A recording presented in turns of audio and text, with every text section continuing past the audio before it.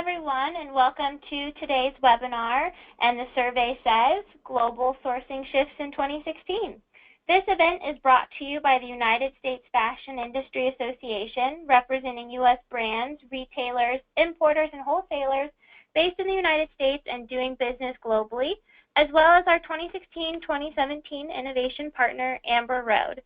In today's webinar, we will hear from two supply chain and global trade management experts as they share results and key insights from two recent industry surveys. Joining me on the line are Dr. Sheng Liu, Assistant Professor at the Department of Fashion and Apparel Studies at University of Delaware, as well as Gary Baracco, Director of Global Product Marketing at Amber Road. I'm your moderator, Christina Anderson, and I'm Marketing Coordinator here at USFIA. Again, welcome and thank you for joining us. Before we dive in, I'll go over my usual housekeeping items. Just a quick tour of your control panel that's located to the right. There is a question tab that will allow you to submit questions to either Sheng or Gary throughout the program. There's no need to wait until the very end. And type your question into the box and hit the send button at any time. We'll address as many of those questions as possible following the presentation.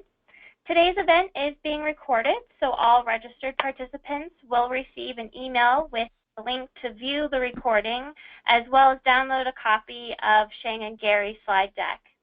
One last quick note before we begin, there's only 15 days left to register for our early bird tickets and attend our annual conference on November 9th. It's the day after the election, so there'll be plenty of to talk about, and you won't want to miss it. I encourage everyone to save your seat now before the prices increase at the end of this month. For more information, you can go online to importersapparelconference.com. And with that, I'll go ahead and turn the reins over to you, Gary. Great, thank you, and good afternoon, everyone. I know that I'm looking forward to the annual meeting again here in New York, and we are still looking for somebody maybe to sponsor the election night party the night before. So without getting too much into the election and the way it's going, let's talk more about surveys. And today we're comparing a couple surveys, and I thought about it and thought, well, the first thing I want to do is why is there any significance to surveys and reports? What do we use them for? I know all day long I get emails asking me to participate in surveys or to download a report that's extracted from information that's collected in a survey. And these surveys and reports are really useful tools for the business. They help us to identify problems and to look at those problems across a wider landscape. It also allows you to compare your company to your peers or to compare your company to the leaders in the marketplace. So there is quite a difference between utilizing them for both of those purposes. We also like to use them to present solutions. So of course, if we're going to identify a problem, we're hoping that we're going to identify a solution too. And then validate the processes that you need to go through as you introduce these solutions to your organization and embrace them. So we have two surveys that we're going to talk about today. The first was conducted by American Shipper Magazine, and that was commissioned by us here at Amber Road. And we did that early late in the spring, early this summer. And we talked about in this survey, our questions and the report that you'll receive a copy of, talk about overcoming the gaps that separate sourcing from logistics and compliance. And we looked at those questions and the results that came back from a perspective of, are the sourcing teams working independently and from the logistics and compliance teams, and if so, why? And how can we bridge the gap? And the annual report that comes out from USFIA that is run by Dr. Sheng Liu every year is also a remarkable report, because this report focuses on, is aimed at sourcing folks and asking them where the gaps are in their total supply chain. So the two reports really could mesh together nicely, and that's the concept of today's webinar. Anything else about your survey that you want to introduce to the team, Dr. Liu? Oh, sure. Thank you, Gary. I totally agree with you. I think both surveys look at trade and sourcing, but from different perspectives. So reading both can really help readers to have a more complete picture about the topic. How many years have you been doing this particular survey? Actually, this is the third benchmarking study. The first study was done in 2014. Okay. Yeah, it would be interesting maybe as we move closer into like maybe the fifth year, maybe a comparative study over the 5 years would be something that would be interesting, right? Yeah, exactly. Something to pull in. Well, in both surveys, we found that there is this gap, and I remembered, you know, an old Schoolhouse Rocks video that might be dating myself for some of you, and some of you might remember. But this was a TV show, and in this TV show, they talked about conjunction junction. And while the theme of that video was to teach young people how to use conjunctive words, but in sentences, it actually made me think more about the fact that we aren't co-joined and we aren't coming together in our supply chain, and that our functions are very siloed. And so through the surveys, we were able to reveal that it is often that sourcing teams don't talk to the logistics teams within their organization. Or how about bringing trade compliance into a sourcing meeting and discussion? And do these discussions ever result in tangible improvements in the way that your company's supply chain is run? Or are you still kind of operating autonomously? Well, perhaps the more important question is whether managers of global retail supply chains realize the power of broader integration between sourcing, logistics, and compliance. Now, traditionally, these functions have been very segregated, sourcing residing in its own department, and freight in a logistics or transportation department, and compliance in legal or its own department there.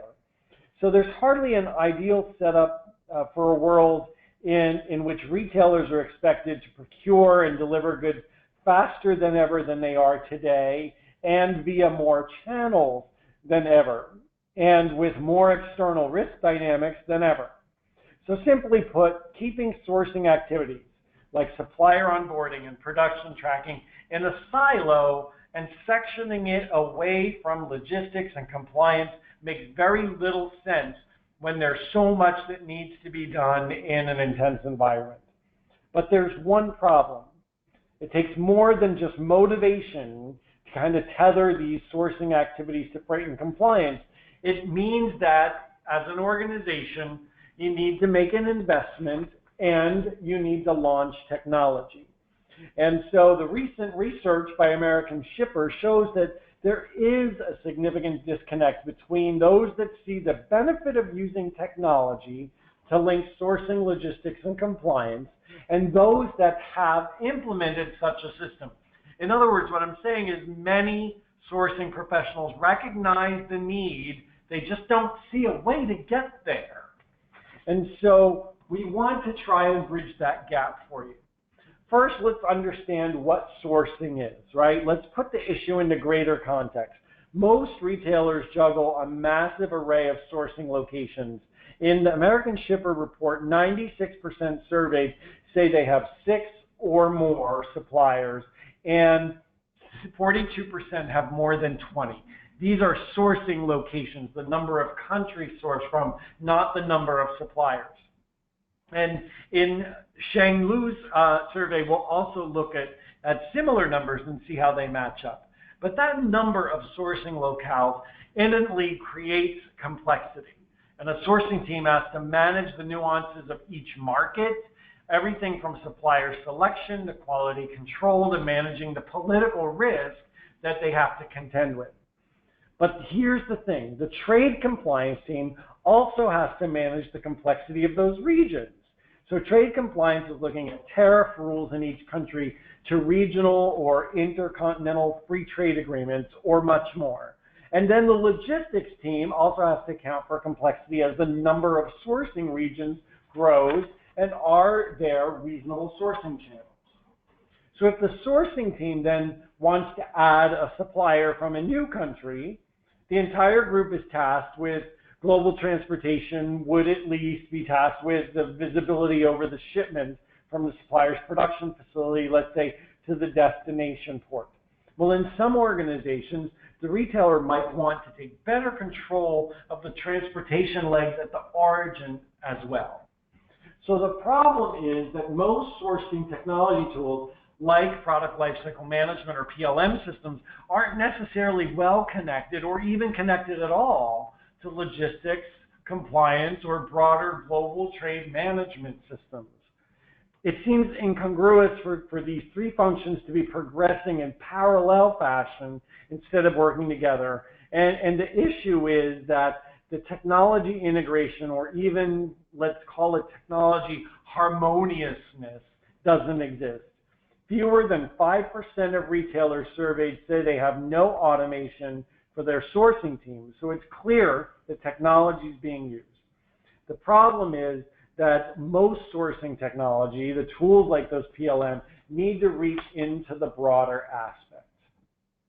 Another issue is one of language, and both commercial and literal, right? So sourcing professionals speak a different language than compliance and logistics practitioners, right? In this example, product development at an apparel retailer might be concerned about the raw material suppliers, the RMS, the bill of materials, the BOM, the fit and the weft and the warp of the material, or the MOQ, the minimum order quantity. But then trade compliance might throw out jargon like FTA or CDPAT or importer security filing, ISF. And a logistics wonk might speak in terms of minimum quantity order or MQC or bunker adjustment fees and detention and demurrage. And sourcing agents in Asia might literally have a language barrier with trade compliance or logistics personnel in North America. So we're talking about two different types of language gaps that may exist. One being that we speak to professionally, and then the one being literally. So as we move into the survey, the American Shipper Research found that even though 95% of respondents have some level of sourcing automation, as I mentioned, 5% have a system that links sourcing activities to freight transportation. So this is the crux of the problem. Already established systems at these retailers failure to harmonize the key elements of their supply chain. And the most frustrating element is that retailers recognize there's a need to harmonize. In our survey, more than 90% said that a system that links product development, supplier selection, production, and transportation is a priority. And sourcing professionals understand that issue. The problem is getting from point A to point B. So how did we get to this point? Well, not enough companies have prioritized cross-functional supply chain decision-making over the years. And more recently, in a rush to adopt technology, which in and of itself is not a bad thing, departments have individually sought solutions to make their functions more efficient and less costly. But that's only underscored the silo effect of most supply chains, because traditionally the software companies selling sourcing solutions have been different than those selling logistics and trade compliance. Until now, we're seeing an advent of global trade and sourcing solutions coming together. And there's another gap in understanding as well. Most respondents are looking in the wrong place for the technology that might best link sourcing with supply chain functions. Retailers largely see supply chain planning or ERP systems as the best way to harmonize or create harmony between their global trade and sourcing teams. So modern and comprehensive GTM systems are more than just trade compliance automation tools. They now allow retailers to integrate the product development, supplier selection, transportation visibility and execution phases into a single platform. So there is, of course, a reality that governs the idea of tethering sourcing to compliance and logistics. Technology investment has to pay for itself, or it would simply not receive the backing of those that are holding the purse strings at any retailer. So the return on investment timeline is a critical part of any technology investment, and the quicker the ROI or the time to value, the more likely a project will be approved. So in our report, we highlighted this clearly. We asked the question, and more than 3/4 of respondents said that they're under pressure to deliver ROI within 12 months of a new project implementation. So that means both they and the systems are under the gun from day one, and that pressure will necessarily influence whether a company chooses to spend its technology dollars to continue the project. And the technology value needs to come from certain areas. And when we asked, we found that 72% of the respondents felt that the function that drives faster technology value or return on investment is from trade compliance, and only 22% thought it came from sourcing, while 6% kind of were mixed on their response. But it's quite interesting to see that in our survey, the trade compliance folks felt that they could certainly add greater value early in the implementation process. And as we talk about the primary drivers, the first step then is really simple. We want to create task forces that are comprising sourcing, trade compliance, and global transportation teams together. And we need to discuss how the processes would be impacted by a single system that aligned all three of those departments. So we're not just seeking to integrate those functions with the same processes. We need to harmonize the functions that have previously been siloed, which means redrawing those processes often, and determine the needs and wants from a system and start surveying the technology landscape. What's really out there? And there is technology available that enables a company to drive automation and efficiency and visibility and process improvement in a single platform. And let's remember, in the supply chain, speed is king. So 3 in 5 respondents in our survey said speed is the most important dimension of their supply chain. Very interesting statistic. So companies operating in silos with sourcing decisions that are made independent of trade compliance and logistics decisions aren't speeding up their supply chain. They're exposing them to more costs and risk and preventing them from being more agile. And in any organization where sourcing, logistics, and trade compliance are harmonized, all 4 of these dimensions become priorities. So they might not be evenly spread out, where we would see 25, 25, 25 as the primary drivers, but they would all be a priority in working together. And Dr. Liu, I know in your survey, we're going to talk more about those primary drivers. So why don't we go ahead and look at the U.S. fashion industry benchmarking study for 2016. Sure. Thank you, Gary, and thank you for joining us this afternoon. It's my great pleasure working with the U.S. Fashion Industry Association on the 3rd benchmarking study. Particularly, we'd like to thank all companies which participated in the study. Your inputs make this report possible. We also very much hope that this benchmarking study can be useful and informative both to industry leaders and policymakers. Next slide, please. The benchmarking study is based on a survey of 30 executives at leading U.S. fashion companies from March to April this year. 84% of respondents report having more than 1,000 employees, and they represent various types of business in the fashion industry, including retailers, fashion brands, importers, wholesalers, and manufacturers. The study includes 3 major parts: business environment and outlook in the fashion industry, companies' sourcing practices, and industry's viewpoints on important trade policy agendas. The full report is available from U.S. FIA's website, and today I'd like to highlight and discuss some of the most important and interesting findings in the study. The first issue we examined is business environment. Like in the past, we asked respondents to identify 5 top challenges facing their business. And this year, we have 2 very interesting findings. One is market competition in the United States is ranked the top business challenge, which even exceeds the concerns about increasing production or sourcing cost. So how to explain this? Personally, I have 3 comments. First, I think this is a change of relative importance. So market competition in the United States is not a brand new concern to respondents. It was the second biggest challenge both in 2014 and 15. And the concern for increasing sourcing and production costs is not totally gone this year either. It remains the second top challenge. Second, a few factors may make companies feel less pressure about sourcing costs this year. For example, the strong U.S. dollar, the relative low price of raw material, and also companies' improved supply chain management all can help.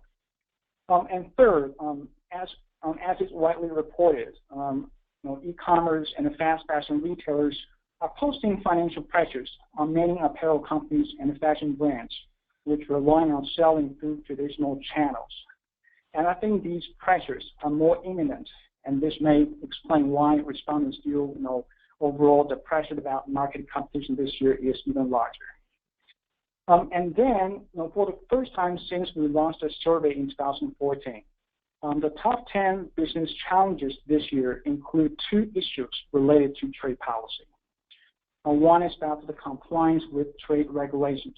And we know a number of new trade policy changes and regulations have been recently implemented in the United States. So more complicated trade rules could lead to these growing concerns about trade compliance. And respondents also expressed concerns about the risk of trade protectionism in the United States. This is understandable given the fact that 2016 is the presidential election year, and both presidential candidates have made comments that that are not very friendly to trade. The next slide, please. Sheng, I find it very interesting, before we move off this slide, that market competition has bumped up for the first time in the last 2 years. And I wonder if that's because of the more diverse sales channels now, especially through e-commerce and online retail. Yeah, I think this is one of the factors. So as I've said, this is overall, I think this is a change of relative importance. The price of cost is relatively lower, and also, as you mentioned, e-commerce and the fast fashion retailers are posting more financial pressures. Okay. Right. So maybe in next year's survey we'll look into sales channels. Yeah, and definitely we will keep watching next year to see whether it's a more consistent pattern or just something very unique to this year. Right. Okay. Sure. Despite the reported challenges, it is encouraging to see that most respondents, approximately 93%, are optimistic about the U.S. fashion industry in the next 5 years. And actually, this is a record high since 2014. Next slide, please. And with such an optimistic view about the future, 83% of companies say they plan to increase hiring in the next 5 years. And what should be noted here is that even though we no longer physically make a lot of apparel in the United States, along the supply chain, U.S. fashion companies still create many well-paid and high-quality non-manufacturing jobs, such as those we listed on the slide. Merchandisers, buyers, sourcing, compliance, and branding specialists. Okay. Next slide. Yeah, we were talking about this the other day, Sheng, and as we look to our universities and they're establishing supply chain management programs at the universities, I know anytime I'm speaking to students moving into this industry, I encourage them to talk about, to look at the opportunities. Even though we aren't manufacturing here in the U.S., there's so much more going on. Yeah, exactly. So actually, I'm from the textile and apparel program, and we have a saying here is we no longer make apparel, but we make apparel happen. So along the supply chain, once again, I think there are a lot of job opportunities for our graduates. Right. We make apparel happen. I like that. Yeah. Right. And the second part of the study is about U.S. fashion companies' sourcing strategy. This year, respondents report sourcing from as many as 56 different countries in the regions, which is a further increase from 41 last year. Among these 56 countries and regions, 8 are members of the Trans-Pacific Partnership, TPP, which are marked in yellow in the graph. As you can see, TPP region as a whole is already a very important sourcing base for U.S. fashion companies. And respondents also report sourcing from, can you go back to the previous slides? Yeah, and respondents also report sourcing from 5 members of the African Growth and Opportunity Act, AGOA. But in comparison, the AGOA region is more of an emerging sourcing base. Next slide. And now let's take a look at some specific sourcing practices. First is how diversified is company sourcing base. The general pattern we observe is larger companies are sourcing from more countries. This year, for companies with more than 1,000 employees, they typically source from more than 20 different countries, as Gary has mentioned in his presentation. And for companies with less than 1,000 employees, they mostly source from 6 to 10 different countries. So overall, it's very diversified. Next slide. Yeah.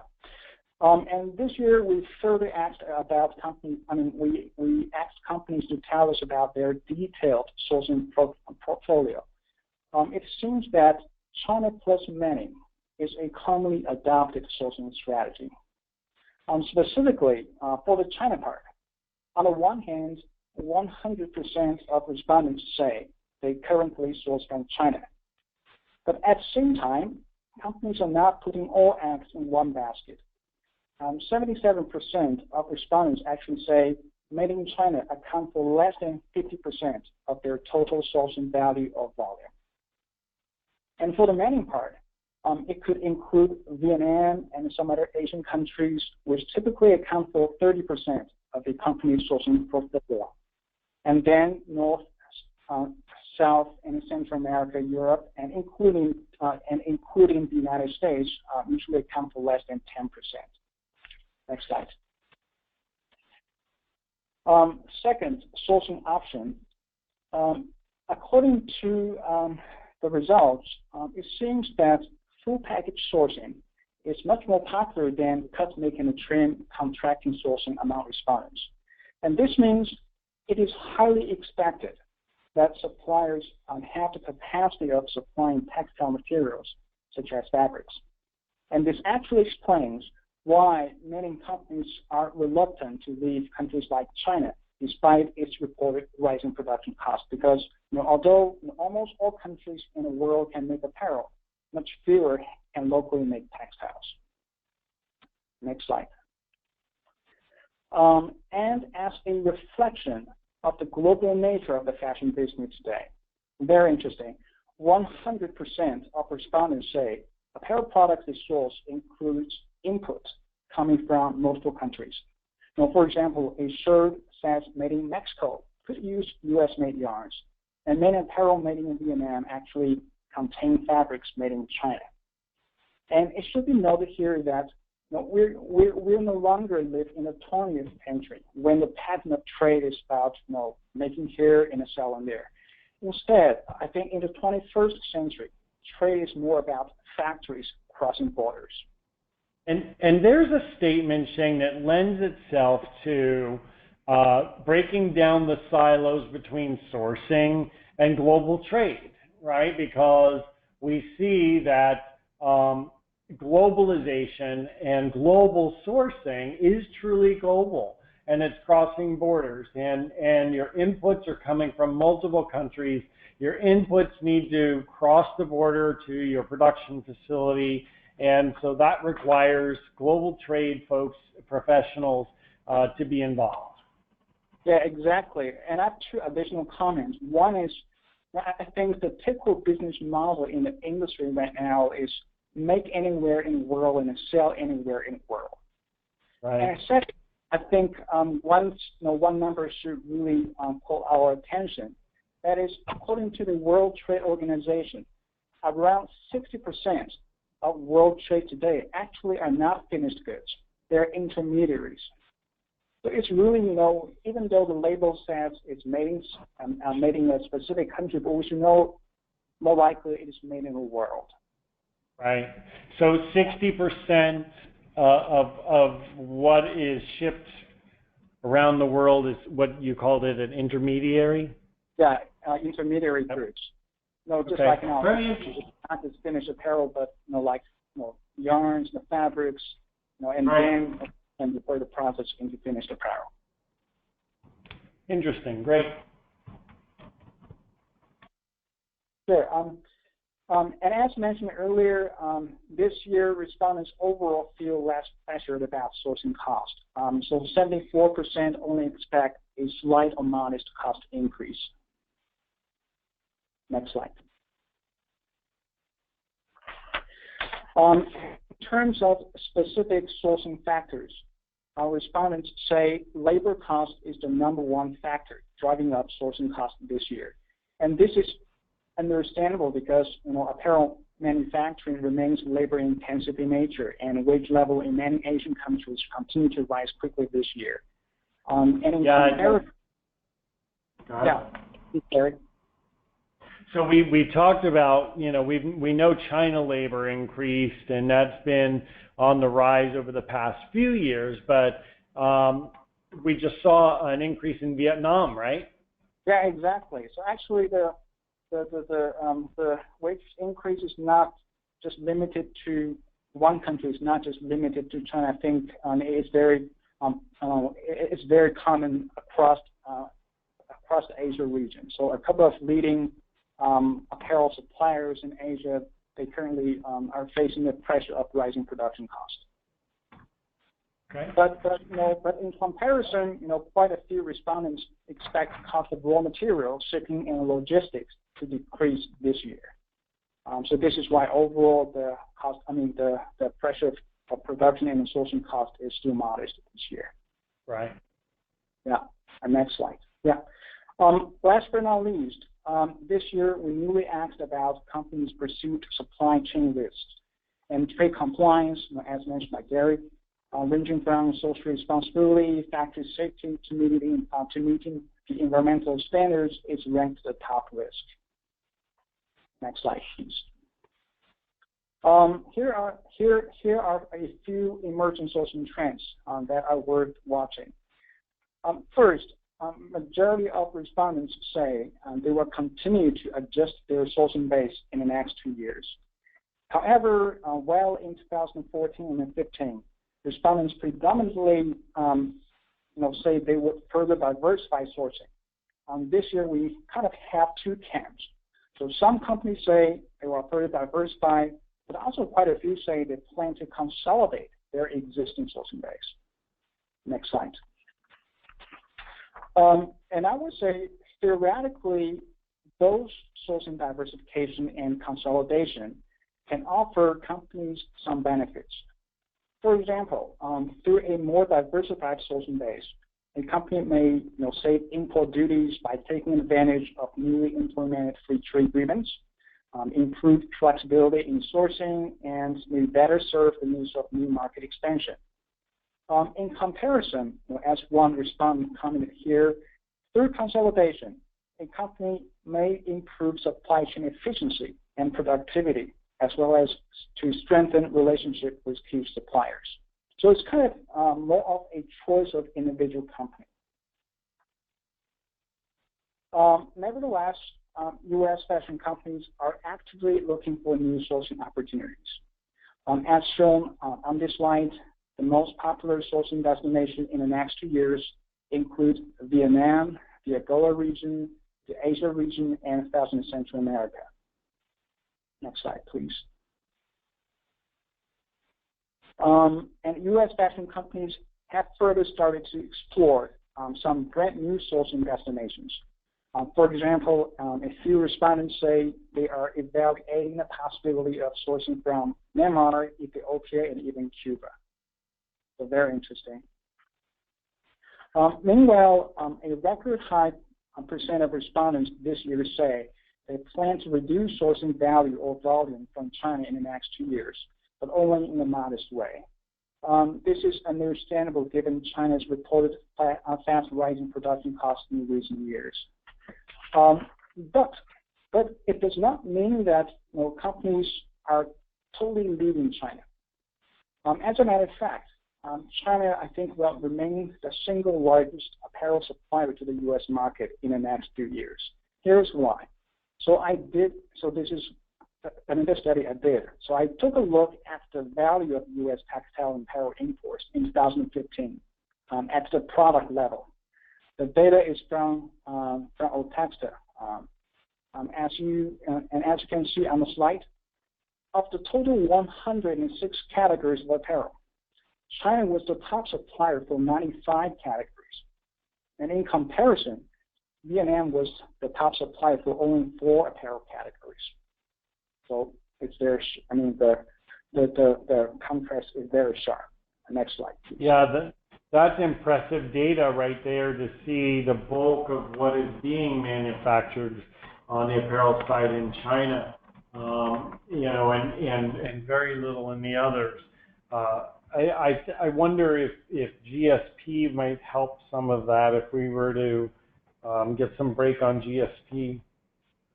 Actually, GSP may not help a lot because textile apparel is not part of GSP in the U.S. Okay. Yep. Not right now. All right. And China, you can see, not only is the top supplier for most textile apparel, but also enjoying huge advantages. As you can see on this slide, for those categories that China was the top supplier, China's market share on average reached 52% for apparel, and the share for the second top supplier on average was only 15.5%. So the gap here is about 38 percentage points. Surely, it will take a while for any country to catch up China. So this truly shows China's advantages. Last but not least, when we decide where to source, the factor of ethical sourcing, sustainability, and social responsibility is playing a more and more important role. And I think this trend will simply continue in the future. And I can tell you this, there are about 60 textile and apparel educational programs nationwide. And most of our students will work for the fashion industry after graduation. And sustainability has been a very important topic we include in various courses. So hopefully, when our students graduate, they will not only have a good awareness and understanding of the issue, but also will have genuine passion to make a positive change, to make the industry more sustainable in the future. Yeah, next slide, please. The third part of the study is about fashion companies' view on trade policy. The first issue we examined is the utilization of free trade agreements. As we found in the previous 2 benchmarking studies, many free trade agreements enacted in the United States are underutilized by U.S. fashion companies. Unfortunately, this year the situation seems to get even worse. The results show that no free trade agreements enacted in the United States are used by more than 60% of respondents. Particularly, sometimes companies would rather give up the preferential duty treatment when they import from the FTA regions. For example, as many as 22% and 15% of respondents say they import from the NAFTA and CAFTA region but did not use the respective FTA. Next slide, please. This survey result actually is consistent with the trend at the macro industry level. So according to data, once again, from Office of Textile and Apparel, Otexta, only 15.4% of U.S. apparel imports were under FTA in 2015, which was a record low since 2006, even though more FTAs are now inactive than 10 years ago. So why U.S. companies are not using FTAs more? a couple of reasons here. First, I think Asia is the largest source of apparel for U.S. companies, yet there are very few U.S. FTAs with Asian countries. Second, in many cases, companies find it is hard to fully meet the very strict yarn forward rules in FTAs. For example, good quality fabrics, in a reasonable and a competitive price are not always available in FTA regions. So they were rather to give up using FTA. Third, the expiration of some important mechanisms in FTAs, such as the tariff preference level, TPL, and also discourages companies to use the agreement. So it's a mix of factors, but definitely something needs to be improved here. As well, our surveys, Sheng, show that the complexity for qualifying not just the yarn forward, and also the documentation, traceability is just too difficult without using robust technology and solid global knowledge base behind it. So it's very complex for that. Yeah, I totally agree. Yep. Okay. So TPP's the buzz still, right? Yeah. TPP seems to be a very hot topic these days, not just in the public, but also to our fashion industry. As we know, TPP was signed in February 2016 and currently is waiting for ratification before it can take into effect. So overall, U.S. fashion companies are very excited about TPP.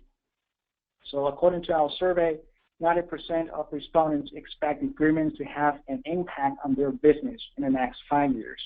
And close to 80% say they have started to analyze and discuss TPP in their company. And then 70% of respondents want TPP to be implemented as soon as possible, and over 60% say they will use TPP immediately once it takes into effect. So this is some very impressive numbers. And in terms of the likely short-term impact of TPP, the strict yarn forward rules of origin is a major barrier, discouraging U.S. fashion companies to use the agreements. Approximately 20% of respondents explicitly say they will not use TPP within the initial 2 years after it takes into effect because of the yarn forward rule. In comparison, the TPP tariff phase-out schedule seems to be less of a concern to respondents. Yeah, next slide, please. Additionally, U.S. fashion companies overall see TPP as an additional sourcing opportunity. So most respondents expect to increase sourcing from the TPP region in the next 5 years. Meanwhile, very few say they plan to reduce sourcing from non-TPP members. But interesting enough, respondents are very cautious about making more investments in the TPP region, such as building factories and opening retail stores. So maybe this is affected by the uncertainties still around the future of the agreement. And the U.S. fashion companies also are very excited about the 10-year extension of the African Growth and Opportunity Act, AGOA. About 1/3 of respondents say they already started to source more from the AGOA region because of the extension. 57% further say the third country fabric provision is very important for their company to use AGOA for sourcing. This is understandable given the fact that most AGOA members do heavily rely on imports for textile raw materials such as fabrics. Next slide, please. What's interesting, however, is that although respondents realize capacity building is critical to encourage more sourcing from AGOA, the interest of making more investments in the AGOA regions remains very low. Only 14% this year say they have or plan to build factories or expand sourcing facilities in the AGOA region. Therefore, it could be interesting to watch whether with a growing sourcing volume in the AGOA region by taking advantage of the third country fabric rule, gradually there will be more incentives for companies to invest in the region. but I think making investment in the AGOA region is very important for Africa to serve as a growing sourcing destination. Okay. And in addition to TPP and AGOA, U.S. companies, fashion companies strongly ask for further removal of various trade barriers. Respondents almost unanimously support to reduce import tariff rates, abandon the strict yarn forward rules of origin in future FTAs, extend GSP to apparel products, and reduce the documentation requirements for importing and exporting textile and apparel products. And two policy issues remain highly controversial among respondents. One is about adding provisions addressing exchange rate, the currency manipulation in free trade agreements. And the other is about adding environmental standards in FTAs. We didn't ask questions about why, but we all know these two issues, these two policy issues are very complicated and may involve stakeholders with competing interests. So that concludes my presentation. And if you have any questions, feedback, or suggestions about the study, please feel free to let us know. And once again, the full study is available from USFIA website. Thank you very much. Back to you. Thank you, Dr. Liu. And it's fascinating to see, though, that the respondents to both the surveys firmly believe that there is a connection between the silos in global trade, trade compliance, and all of the activities in sourcing. That's evidenced in that sourcing executives are concerned and keyed into trade policies and preferential trade agreements, all of which then require trade compliance orchestration. So it makes sense that we launch a new definition for global trade, and that global trade management solutions then need to further streamline and automate the processes that are related to sourcing and the commercialization of products, customs and regulatory compliance, global logistics, and trade financing. And by doing so, these GTM solutions will facilitate the flow of information, money, and goods, and ensure that speed to market, that #1 primary driver for all brands and retailers, is met. But then in global trade supply chains, we need to loop in everyone, the buyers, the sellers, the intermediaries, customs agencies, banks, and freight forwarders. And with this connection, sourcing that is not well connected with compliance and logistics really falls short. In our survey, if 93% of the respondents feel that sourcing and logistics and compliance need to come together, feel that it's a priority. 54% think the system that ties the functions together is 55% a supply chain software, and only 4% feel that they have the technology that links product development, supplier selection, production, and transportation together.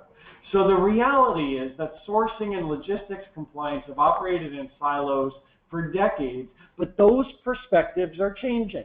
So at the beginning of our presentation, I told you that we conduct surveys and produce reports so that we could gain new information about the environment. What we've done here today on the call is to combine two similar but different surveys and reports and expose them to you and show you where there are close matches between the results. So with that, we'll take any questions, and we'll introduce Christina back from USFIA to help us with that. Okay, thanks Gary and Sheng. We really appreciate your time here this afternoon. And we do have a couple of questions here with the last few minutes that we have remaining. And Sheng, I know you kind of touched on this topic already, but I'm not sure if you had maybe a few more thoughts. Someone from the audience would like to know how TPP is impacting Oh wait, let me. How is this impacting the TPP and the news become a topic in this year's political race? I'm not really sure how to rephrase this. They basically would like to know the impact on TPP for the industry. Okay, thank you, Christina. Well, I think this is both a very important question, but also a very difficult question to ask. I mean, to answer. I think according to our benchmarking study, as I mentioned, first, definitely there will be an impact. And I think for the apparel industry, there are many opportunities out there. For example, through TPP, it really has the potential to help companies reduce sourcing costs, especially given the fact that Vietnam is currently the second largest source of apparel for the U.S. market. And the second, I think TPP also creates many market expansion opportunities for U.S.-based fashion companies because many companies in the U.S. apparel companies, they sell their products just around the world. And TPP includes many very exciting and emerging markets out there. But still, I think TPP may also involve some uncertainties out there. For example, according to our study, companies may further to kind of restructure their supply chain based on TPP. So overall, I think there's some very positive things out there, but also there's some uncertainties out there from economic perspective. And also, given the current discussion about the TPP in the media, I think many companies have some concerns about about the future of the agreement. So. And I think that in the report you talk more about the impacts, but the other thing is to keep in mind the inputs are important, right? So shifting production to Vietnam is only dependent on your raw materials also coming from other TPP regions. So most of the retailers and manufacturers that we've spoken to said that they are moving to these other regions in hopes of TPP, but but there are also preclusions that they need to be cognizant of. Yes, and may I add one more point? I think one thing definitely is worth watching is to which extent Vietnam can self-supply in textiles. Because Vietnam not only exports product to the U.S., as many of us know, Vietnam recently just reached a free trade agreement with Europe. So Vietnam also expand their export to Europe. So if Vietnam can locally supply textile, currently about 88%. So there is some number there that 88% of textiles used by Vietnam are imported. So if this number can be reduced to like 50%, definitely, if Vietnam can locally make textiles, this will help them to further improve the price competitiveness of their finished products.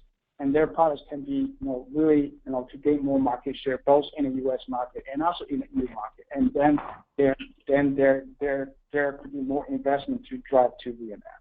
So I think definitely the future of the Vietnam textile industry is something we can keep watching. Christina, I know we have another question that talks about TPP, and really I don't think that either Dr. Liu or myself want to remark on whether we think the ratification of TPP is in jeopardy. I know that USFIA is hosting an event in September, a TPP fly-in, right? Yep. So take a look at the USFIA website, learn more about that. It's being coordinated with some other agencies in DC, and you could learn more about that. So the other question on the call will go there. Time for one other question. How about that, Christina? Yeah, absolutely. The American Shipper Survey reflects that trade compliance is a big ROI area. What do you think that is, why do you think that is the case? Yeah, that's a great question, and When I look at the two surveys, the American Shipper survey was sent to their subscribers, which I feel are primarily global trade management, logistics, trade compliance folks. And so is it skewed because they feel that they provide the most return on investment to an organization, was one thought I had. But it's also, I think, easily quantifiable to get return on investment from logistics spend and trade compliance efficiencies, reducing delays, ensuring quick entry into ports, reduction in fines, are easiest seen rectified in the trade compliance arena as opposed to sourcing, which is really based on the bottom line of cost, right, and quality. So I think that's probably where that indicator would come from. What we do plan to do, you know, Dr. Liu and I have explored both of these reports this year and talked about, well, I think I'd like to hear more about this question next year or that question. So it seems like we might parlay next year again with both the American Shipper Survey and the U.S. Fashion Industry Benchmarking Report that Dr. Liu does, and maybe coordinate some of the questions more closely to see if there is stronger collaboration. With that, I think we should wrap up, though. So, Christina, do you want to give us a recap on what the attendees can expect? I know we're going to have a follow-up email. That is correct. Everyone will receive a follow-up email later this afternoon with the slide deck that you saw Sheng and Gary present, as well as the recording of today's webinar. I also want to mention that the TPP Apparel Coalition fly-in that Gary referenced is happening on September 21st and 22nd.